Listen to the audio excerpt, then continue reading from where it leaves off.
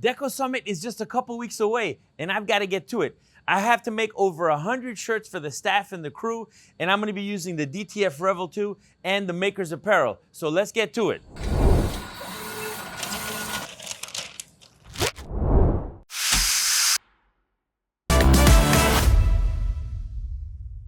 All right, today we're going to be going over the different tips and tricks that are going to help you make this bulk order a breeze. So with over 100 shirts to do, it's all about the prep work, and you have to get ready to do the job right. So I'm gonna roll this inverted so that, you see here, if I scratch it, nothing happens. If I were to roll it the other way, I could potentially ruin the design. So here, let's just roll it up.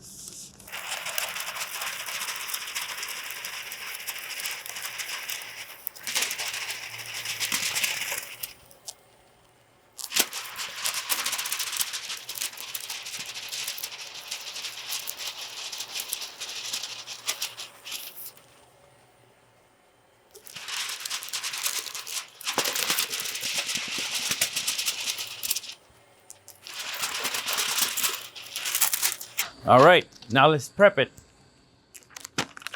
So we're gonna take this and lay it down this way, and then we're gonna start trimming. And it doesn't matter if it rolls away. Let's do this. All right, first things first, preparation is key. If you wanna have a successful bulk order, you need to be as efficient as possible. So what I'm gonna do is I'm gonna cut up the designs and separate them into different shirt colors. I have a black design and a white design.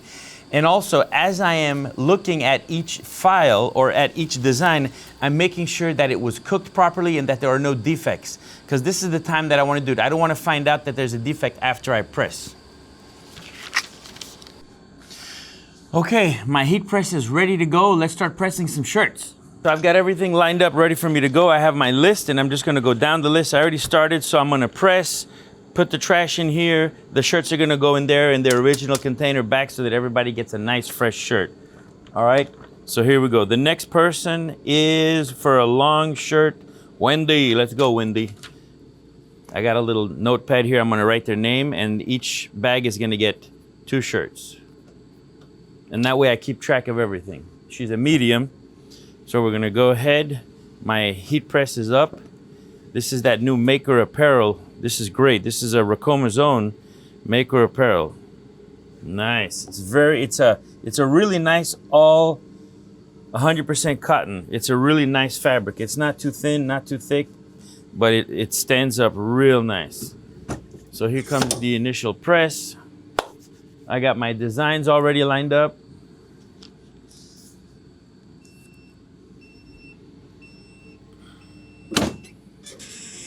Beautiful, that's the front. Let's go to the front design.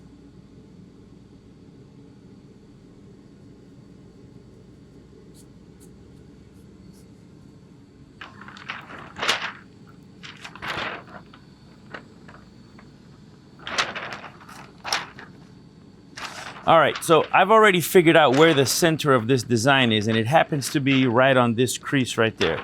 So if I fold this in half, and this will save you some time, and you don't have to be folding it every single time. So by folding it in half, you can see the crease is right near this line. So that's gonna be how I'm gonna center the design. And for the center, because this design is a little bit off, you see how this arrow is sticking up here? I'm going to make believe the arrow's not there, and this is gonna be the top of my design. So it's okay that this falls out of frame. If I were to put this 3 inches from the collar, it would just be way too low. So this way I know that this is my center.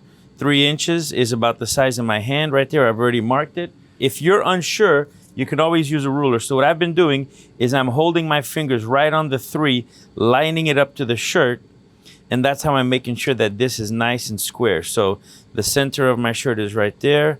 That's perfect. I'm level. I'm gonna touch the platen with my hands, and if I need to make any adjustments, I can. Some people have these fancy laser systems, I don't. And one thing, anytime you're dealing with small print like this, you wanna use a sheet of Teflon, or you're gonna lift the platen up really slow. Because when the glue is hot and the platen comes up, it's gonna act as a vacuum and lift this up and potentially move the design. So to avoid that, you wanna cover it up. And even though this is an auto open heat press, I'm still gonna hold it just a little bit so that it doesn't just pop open. So we're gonna wait. There you go. I'm gonna open it slow. And anytime you're doing small letters or fine print, like this is less, almost a millimeter in thickness, it'll peel just fine, but you gotta wait. You gotta be patient. You can't rush it. If I were to peel this right now, the glue is still hot. So you gotta let it cool just a little bit. One thing you can do, you can rub something on it that will help absorb the heat. So the heat will transfer over to this. You can feel this is hot already. So the heat will transfer and you don't have to wait too long. Or if you have a fan, you can put the fan right on here and it'll cool it off. But that's all you need to do. Okay, remember we need to press these 2 times. So now that this is nice and cool, or cooler than it was right when it stopped, we can peel this off. So I'm gonna peel and rub my knuckles on the platen as I peel it off. You see? Perfect.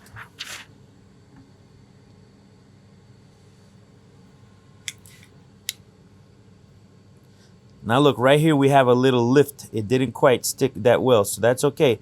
I'm just gonna put it back down, and that's it. We're gonna press it.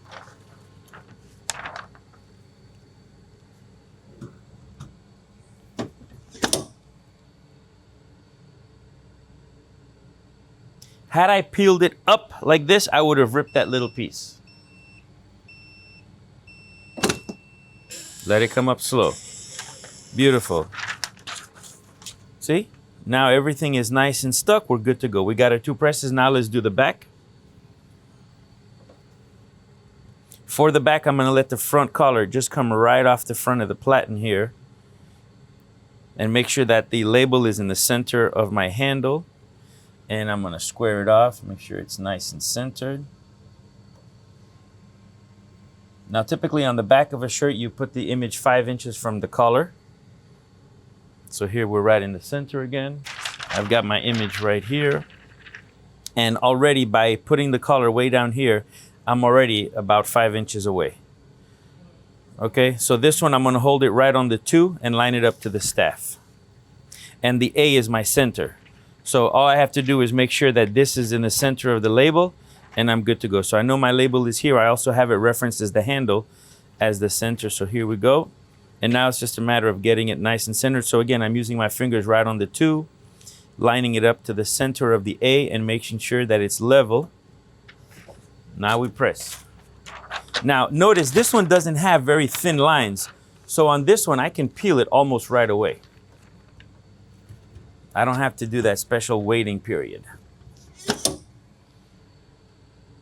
We'll do 10 seconds.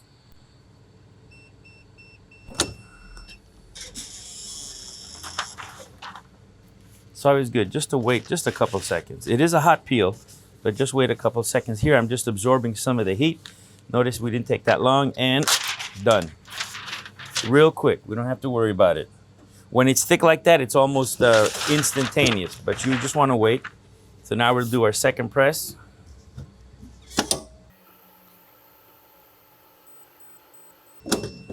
Okay, all done.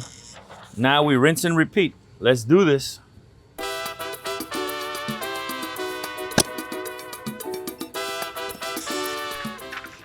You saw how the paper lifted when I lifted it up? That's what you want to avoid.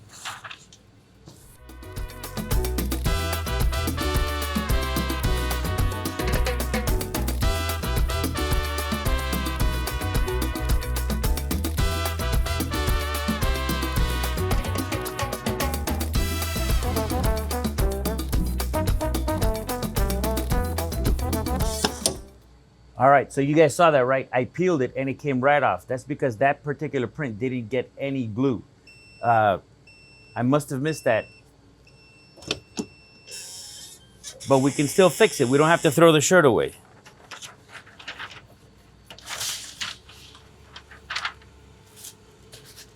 Until you press it the second time, the shirt is still usable.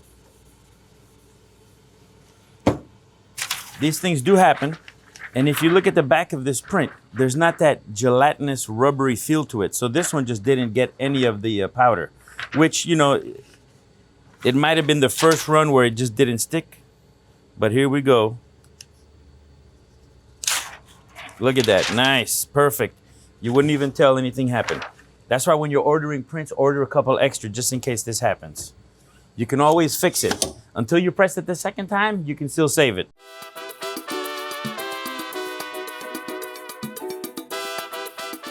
See, this is the type of shine you want on there. That lets you know that the glue is well placed.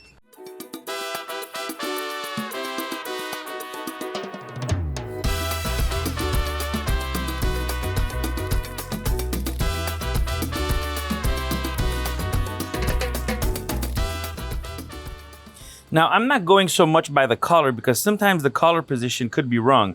So what I'm doing here on the platen is I'm making sure that the shoulder seams are right on the edge of the platen, and that's how I'm centering it. So I'm really not going necessarily by the tag because sometimes they can be off center a little bit. I've seen some people put tape on the DTF transfer film. If you feel comfortable doing that, that's fine. Most of the time though, when you put it on, it's not gonna move, but just practice until you get it. Because that's an extra step, and when you're doing over 100 shirts, man, that can take a long time if you're gonna be putting tape on everything. After the initial press, since the shirt is still hot, it tends to draw the film to it because the film is kind of sticky itself, so it'll hold it by itself.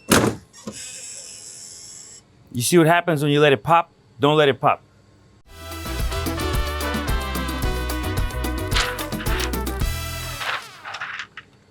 You saw what I did? Always check the film before you press it.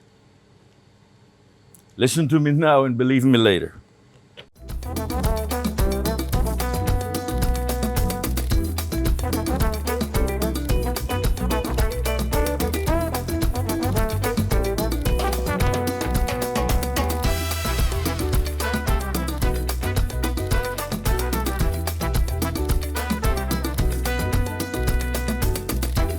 Now, if you notice, I put my collars towards the handle because that way I don't have to be working in this heat. So the further away I am, the better for me. And I get to visualize a little bit better, and it makes it a lot easier to measure and to align things. Imagine if I was trying to hold the ruler here, hunched over. Here I can keep my back nice and straight, get my measurement right, and I'm good to go. Most of the time you're going to be working on the upper back or upper chest area anyway, so there's no need to put the collar here because then you're dealing with all the hot. Even though the platen slides out, it still makes it more convenient. We're going to just leave it right where it is and fold it just as is. Save us some steps. It's all about doing the least amount of movements as possible. See that? From the table right to the bag. I'm putting them in the bags just so that it's easier when we're distributing the shirts through the staff. It'll be easier to just grab the bag and spread them out. Okay, that's it for the white shirts. Let's go to the black shirts now.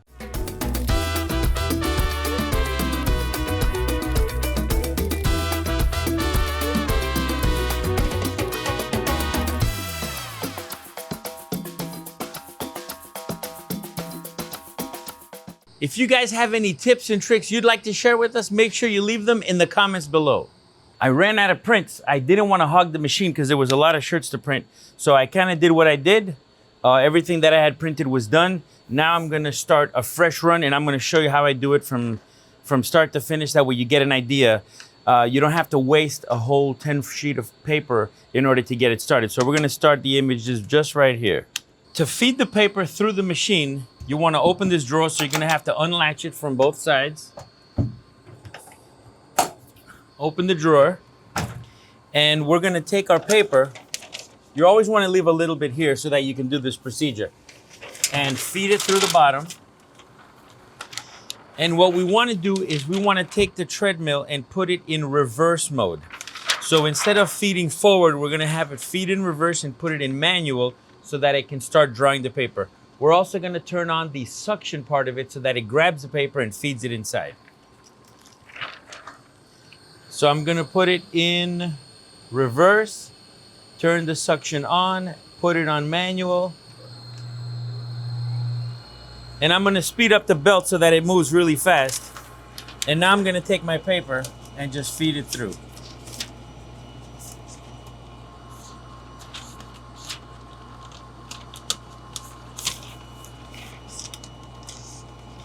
Once it gets to the suction, it's gonna grab it and take it and bring it to the inside of the oven. There it goes, you can hear it. You can hear the suction. We're gonna put this in reverse as well. You can see it feeding the paper through. Okay, I can hear my flapper already hitting the paper, so I know I've got enough. So now I can stop the treadmill and turn off the suction. Once the paper feeds through, you can grab it. You're gonna put it underneath this bar and feed it through the front. You're gonna grab the paper and feed it through here. And this is where we make the union between the top paper and the bottom paper and tape it up. With the papers lined up, I'm gonna tape them to each other, but I wanna make sure that the lead paper is under the pulling paper. Because this is on top of the lead paper, because if I have this under this, when the flappers hit, they're gonna wanna tear this apart and break the seal with the tape. So this way you want this paper to be on top of the feeding paper. So let's just take some Scotch tape and put a couple pieces so it sticks real good. And you wanna try to match up the edges as best as possible to make sure that the paper is square and it won't buckle as it's going. And you don't wanna run the machine with the suction on, because it will cause the paper to warp and give you a head strike on the paper. So we don't want that.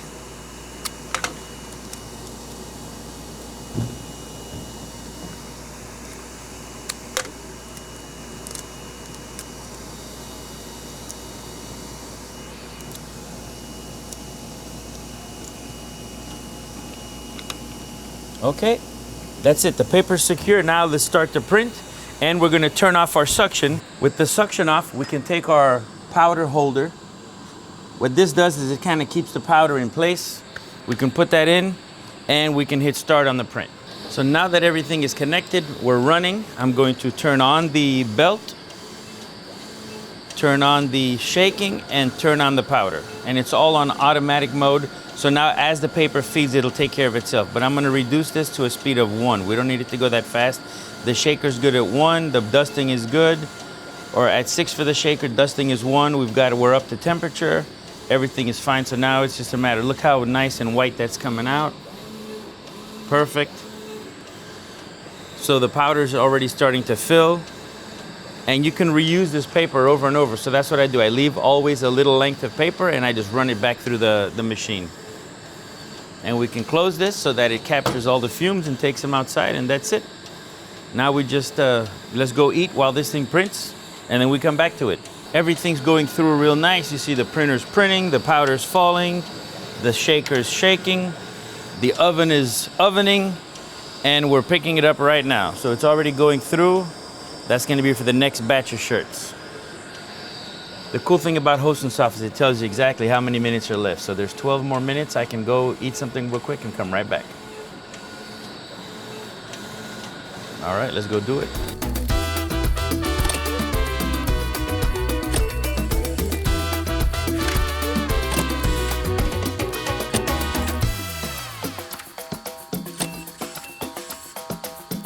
All right, guys, the shirts are all done. Make sure you like, share, subscribe, and hit that notification bell so you know when we're coming out with the great content.